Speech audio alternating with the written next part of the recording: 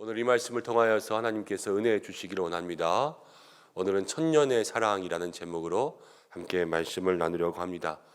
오늘까지 베드로후서의 말씀을 나누고 내일부터는 우리가 11월 생명의 삶으로 다시 돌아가서 생명의 삶에 나와 있는 성경 본문대로 다시 새벽 예배를 이어가려고 합니다.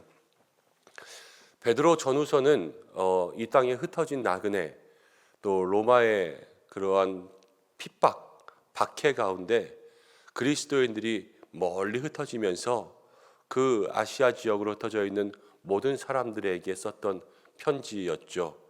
그래서 환난 가운데 있지만 그들이 온전한 믿음을 가질 것, 그리고 어디에 있든지 임박한 종말이 있음을 마음 가운데 기억하고 살아가야 될 것, 그래서 굳센 믿음, 깨어있는 믿음을 가져야 될 것을 우리에게 얘기해주고 있었습니다.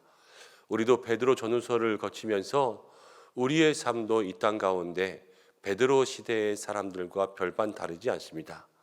이 땅 가운데 살아가면서 날마다 깨어있는 신앙이 있어야 될 것이고, 또 예수님 언제 오시더라도 그 예수님 앞에서 거룩한 행실, 경건한 믿음을 가지고 칭찬받는 사람이 될 수 있도록 날마다 함께 힘을 모아 신앙생활하며 나아갈 수 있는 저와 여러분들이 되어야 될 것입니다. 근데 베드로 사도는 이제 베드로서의 제일 마지막 장에 이렇게 이야기하고 있습니다.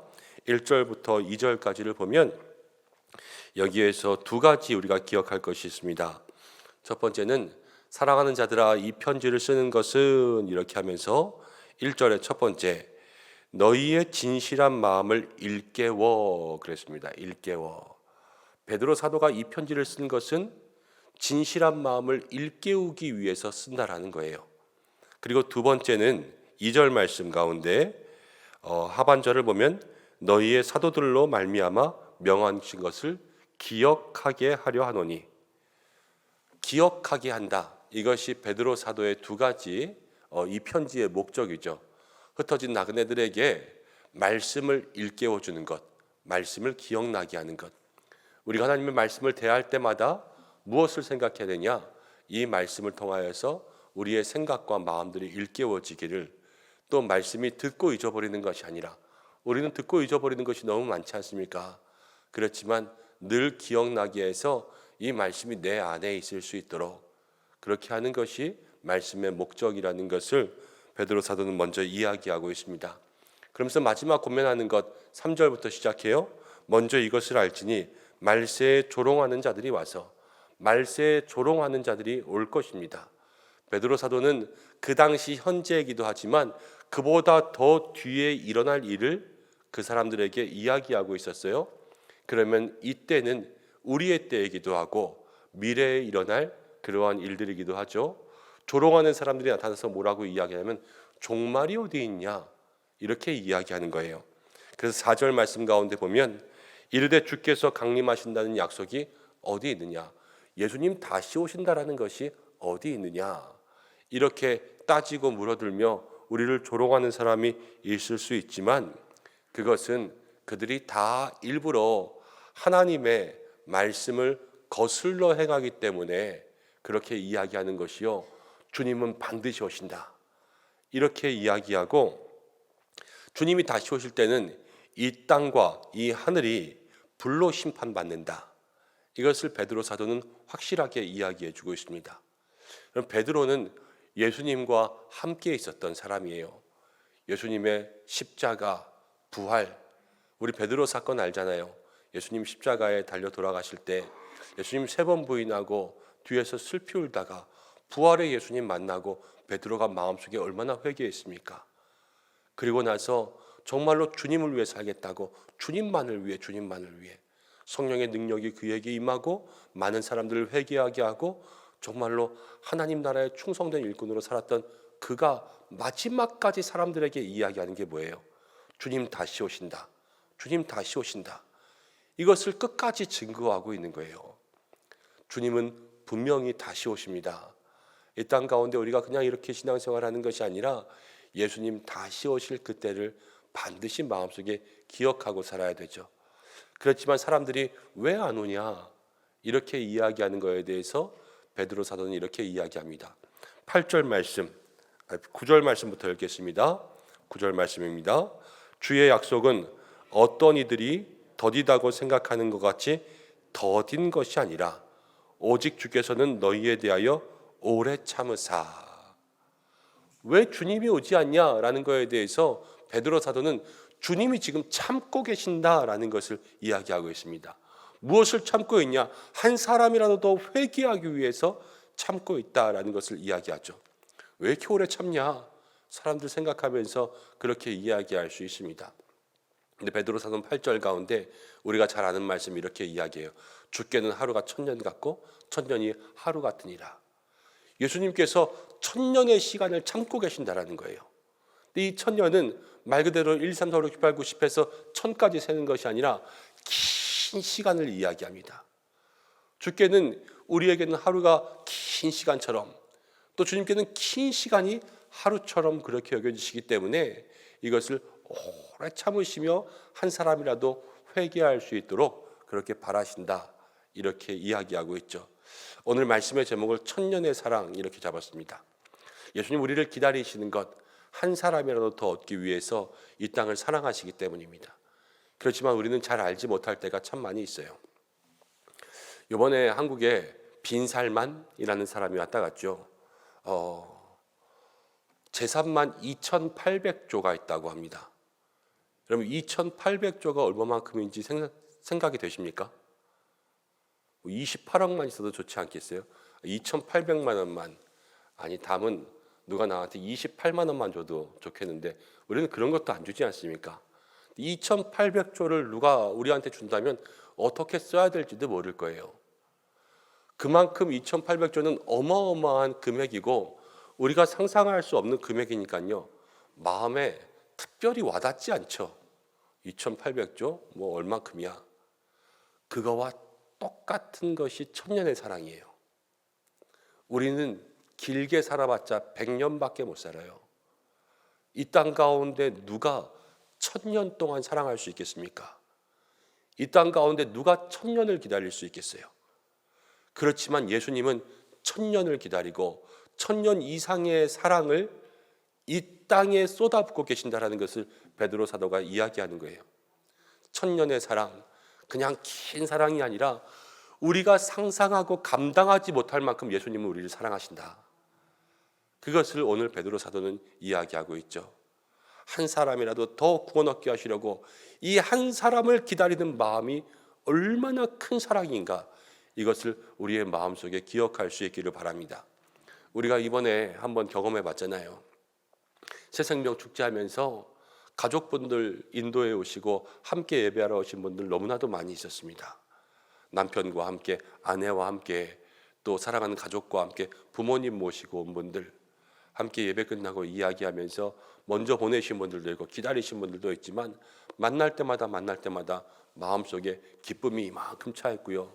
눈물이 글썽글썽하시고 갔다 오고 나서도 또 감사의 고백들, 또 기쁨의 고백들이 얼마나 많이 있는지 모릅니다. 한 영혼을 향한 사랑이 그렇게 넘치는 거 아니겠어요? 그런데 예수님은 이 땅 가운데 그 상관없는 한 영혼, 그 사람이라도 주님께 돌아오시게 하기 위해서 1000년이라는 긴 사랑과 큰 사랑과 우리가 상상하지 못할 2,800조 같은 사랑으로 우리 가운데 역사하신다. 베드로는 그것을 이야기하고 있어요. 1000년의 사랑, 예수님의 사랑은 생각할 수 없을 만큼 크고 오늘도 그 사랑이 나와 함께 있구나. 감당하지 못하고 느끼지 못할지라도 주님의 사랑은 분명히 오늘도 우리와 함께하고 있는 줄로 믿습니다. 그 사랑을 기억하며 승리할 수 있는 이날 되시기 바랍니다. 또 말씀을 한 구절 보겠습니다. 10절입니다. 그러나 주의 날이 반드시 옵니다. 그런데 10절 말씀에 보면 그날에는 하늘이 큰 소리로 떠나가고 물질이 뜨거운 불에 풀어지고 땅이 뜨거운 불에 다 녹는다는 이야기예요. 땅과 그 중에 있는 모든 일이 드러나리로다. 심판이 반드시 온다. 우리 주님 다시 오실 때 이 땅에 심판이 있다라는 것을 이야기하죠. 그럼 심판이 오면 어떻게 해야 되겠습니까? 피해야 되겠죠. 심판이 오면 두려워하고 피하고 또 살 길을 찾아야 되지 않겠습니까? 그런데 12절 말씀을 이렇게 기록해 놓고 있습니다. 하나님의 날이 임하기를 바라보며 어떻게 하라고요? 간절히 사모하라. 성도는 심판의 날을 사모하며 살아가는 거예요. 심판의 날을 두려워하는 것이 아니라 성도들에게는 이 하나님의 날이 임할 것을 사모하면서 살아가라. 왜냐하면 13절 그 날에 다 녹아질지라도 우리는 약속대로 의가 있는 곳인 새 하늘과 새 땅을 바라보도다. 심판의 날이 온다고 할지라도 하나님께서는 우리에게 약속의 땅, 새 하늘과 새 땅, 이 새 하늘과 새 땅을 우리 가운데 주셨기 때문에 마지막 날, 이 날을 사모하며 살아가야 된다라는 것을 베드로 사도는 이야기하고 있습니다. 근데 그날을 살아갈 때 어떻게 살아가냐면 11절 말씀 가운데 마지막에 이렇게 이야기하죠. 거룩한 행실과 경건함으로 살아가라.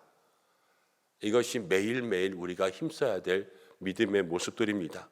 마지막 날을 사모하고 주님 이 땅에 다시 오실 날 심판의 때가 있지만 그래도 사모하고 하나님께서 우리에게 주신 약속을 바라보고 매일 거룩한 행실과 경건함으로 살아가는 것, 이것이 그리스도인들에게 이야기하는 베드로 사도가 말세를 준비하는 방법입니다. 오늘 이것을 통하여서 우리의 삶에 18절 말씀 마지막으로 읽고 마치려고 합니다. 오직 우리 주 곧 예수 그리스도의 은혜를 또 그를 아는 지식에서 자라가라. 영광이 이제와 영원할까지 그에게 있을지어다. 이제 예수 그리스도의 은혜와 또 예수님을 아는 지식에서 점점 우리가 매일매일 자라가라 이렇게 이야기하고 있습니다.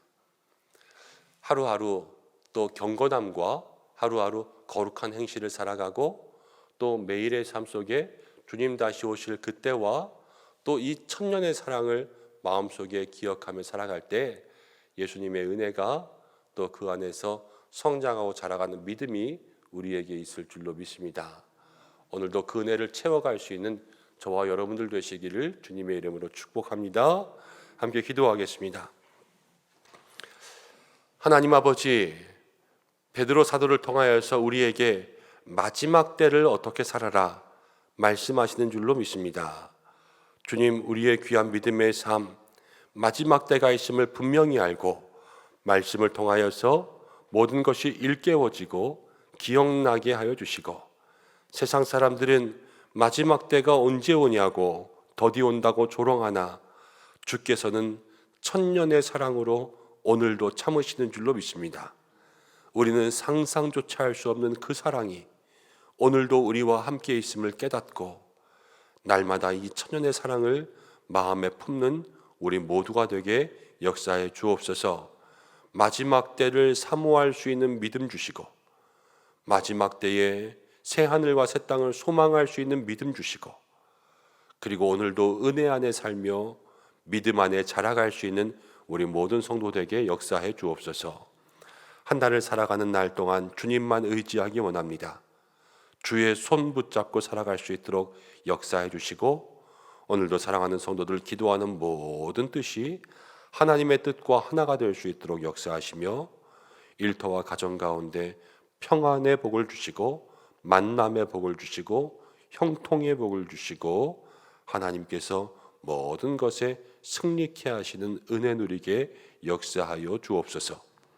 환우분들을 위해서 기도하고 또 우리 시니어 어르신들을 위해서 기도합니다. 하나님, 연약한 모든 부위에 손대어 안수하여 일어나게 하여 주시고 날마다 강건케 하여 주옵소서. 사랑하는 교회를 주께서 붙잡아 주시되, 하나님, 지난 주일 많은 새 영혼들이 주님 앞에 왔습니다. 하나님, 이 한 주간 벌써 3일이 지나고 있습니다. 하나님, 그러나 그들의 마음속에 예배의 감격이 잊혀지지 않게 역사해 주시고, 또 하나님, 이제 남은 3일도 주님 생각이 날 수 있도록 도와주시고, 이제 하나님 나흘이 지나고 다시 주일이 찾아올 때에 그 걸음을 이 성전 가운데 인도하여 주셔서 온전히 하나님 나라의 백성 삼아 주시기를 원하오니, 한 사람 한 사람 그 마음을 움직여 주시고 하나님, 새 생명 축제를 마무리하지만 우리의 기도는 끝나지 않게 역사하여 주옵소서. 한 영혼 한 영혼 붙잡고 날마다 그들을 주께로 인도하기 위해서 살아갈 수 있는 우리 모두가 되게 역사해 주시고, 이 연말 우리의 모든 믿음의 삶에도 건강한 유종의 미가 있을 수 있도록 인도하여 주옵소서. 오늘 특별히 김지연 집사님이 하나님 암 수술을 합니다.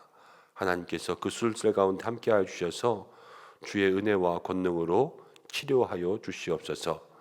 함께하여 주실 주님 기대하오며 예수님의 이름으로 기도드립니다. 아멘.